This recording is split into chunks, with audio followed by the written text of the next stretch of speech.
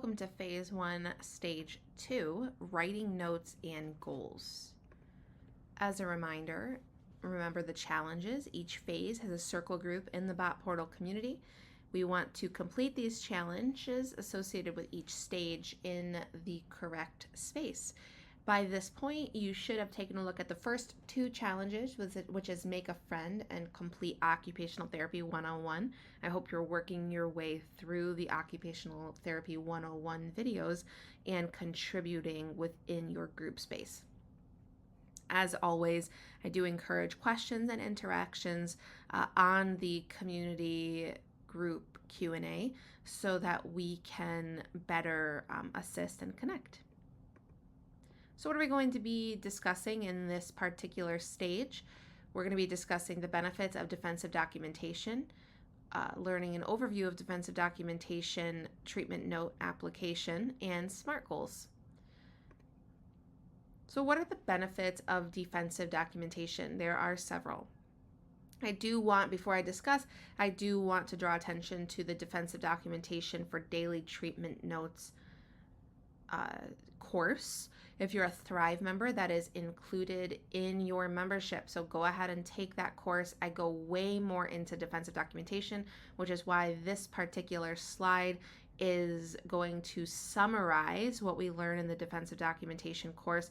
I would highly recommend you taking this course because it gives you just a little bit of a different perspective, right? You don't necessarily have to apply everything you learn in that course, but it does help you to better understand the different ways you can apply defensive documentation to your practice setting.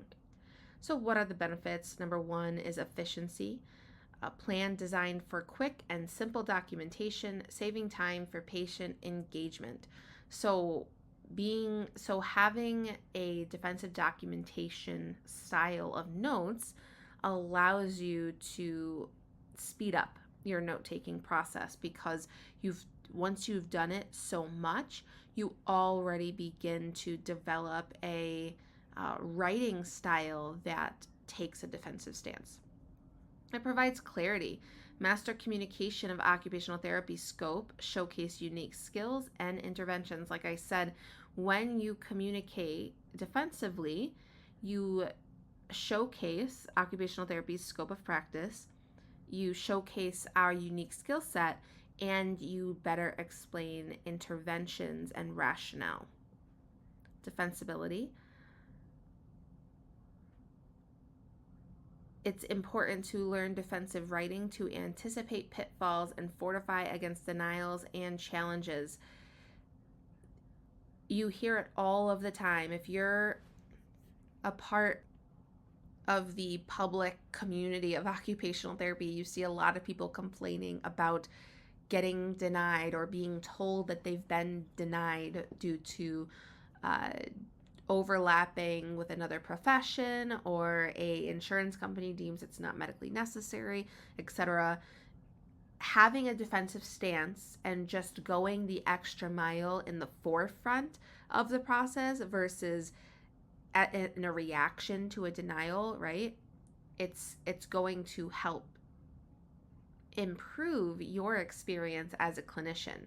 It's not even just about the patient having access to the services that they deserve, but it's about you, right? This whole course is about realigning you with passion and excellence, and part of that is taking the load off, right? Documentation is a huge stressor. So if we can learn a style of writing that's going to alleviate some of that stress, why wouldn't we do it? Finally, professionalism. It emphasizes capturing patient interactions and achievements, elevating the perception of the profession, and it allows personal growth. It allows us to enhance understanding of core principles and contributes to the advancement of occupational therapy. Every time you write a defensive document, every time you document defensively, I should say, you are advocating for our profession. You are setting the stage for not only the future of your career in your lifetime, but also those coming up, right? So we need to consider the benefits of documenting defensively. A little bit more, defensive documentation includes activity analysis within the note itself. Activity analysis serves as passive advocacy, influencing how others perceive your reports. And finally, incorporating activity analysis ensures your practical application is above reproach. I just touched on all of that, but that just summarizes what I've discussed with you already. Activity analysis is our bread and butter. Activity analysis is the occupational therapy value proposition. Many people, I would say the majority of people at this point, do not understand the value that we bring to the table, and we need to be stressing activity analysis within everything that we do so that people perceive they are confronted with what we bring to the table. Very important. Okay, so we talked about defensive note-taking or defensive documentation. So how does it apply for daily notes? We use language from the Occupational Therapy Practice Framework 4 in our notes. So thinking about the first video in assessments, we have the initial evaluation, recertification, and progress notes. We also have daily notes. And we should be using the language from the OTPF 4 and everything that we do. If you don't have a copy of this document, you need to get one. I order mine. I like the hard book form, but I know a lot of people who have the electronic PDF form. They print it and bind it themselves, or just staple it and keep it with them. That's fine too, whatever. Just have the OTPF 4 and use it. It's important. State your rationale and skill as an analyst. State how it relates to your scope of practice. Be thorough and leave no room for interpretation. Every time you leave room, every time you write in a way that is vague or makes it seem like you are just simply performing an activity, when you don't include any kind of medical necessity or skill that you bring to the table, you leave room for denials. That's why documentation is so important. I've heard therapists say, "Oh, I don't really care about notes. Nobody reads them anyways." That is not true. You want to do it right the first time. Another reason why you want to do it right the first time and be detailed in your notes is that in the event that someone does pull your records, that a doctor does want to read details of what you've been doing, you want to make sure that you have crossed your T's and dotted your I's.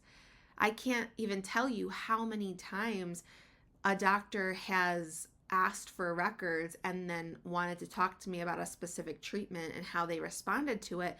And if I didn't have detailed notes, I wouldn't have been able to speak on it, right? My memory is not gold. Your memory is not gold. You want to make sure that nothing is open for interpretation, and you want to make sure that you are keeping detailed records for yourself. Document so that nobody can question your value and competence, and document so that nobody can question the necessity of your services for reimbursement. SMART goals. There's another course on SMART goals. Thrive members have access to that. I'd encourage you to take this course. Why do we use SMART goals?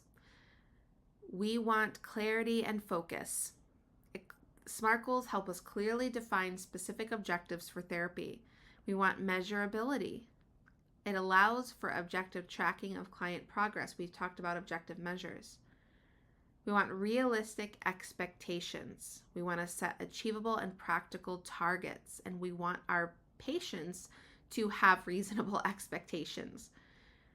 We want them to be time bound, so establish a time frame for achieving the goal. This comes with time. So if you have a patient that you have actually no idea how long it's going to take for them to recover or respond to your treatment, then set a reasonable time frame, and you can always amend it later. As you gain experience, you're going to start to understand how long something will take. Another great way to approach this is by reading the literature. What do we know about these conditions? What kind of research studies are being done? And how long does it take for these conditions how long is the recovery time, or what is the prognosis? That will also help you better understand how to set these time-bound goals. And then finally, effective communication. It promotes collaboration and shared understanding. If we're all using SMART goals, then we know the perspective of the other practitioner. Okay, so that is stage 2. Stage 2 being learning how to write notes and goals. I've introduced several types of content. We learned about these 2 courses, defensive documentation and SMART goals. And I also want to take the time to direct you to the content on the portal related to this. There are very large documents, over 100 different SMART goal examples on the bot portal.